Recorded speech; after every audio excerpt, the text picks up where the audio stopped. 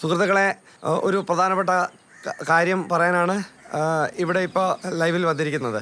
ഒരു 2 മാസം മുമ്പ് എൻ്റെ മോൻ വിഷ്ണു കാണി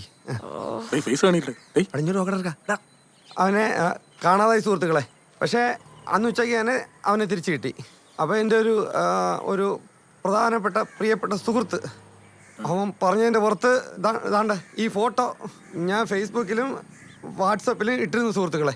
പക്ഷേ അന്ന് ചേർക്ക ഉച്ചയ്ക്ക് തന്നെ തിരിച്ചു വന്നു. പക്ഷേ ഇപ്പോഴും ഈ ഫോട്ടോ ഫേസ്ബുക്കിലും വാട്സപ്പിലും ഓടുകയാണ് സുഹൃത്തുക്കളെ. അത് കാരണം എനിക്ക് പുറത്തിറങ്ങി കഴിഞ്ഞാൽ എൻ്റെ ചെറുക്കനെ കിട്ടിയതെന്ന് പറഞ്ഞ് പലരും എന്നെ ഫോൺ വിളിക്കുന്നുണ്ട് സുഹൃത്തുക്കളെ.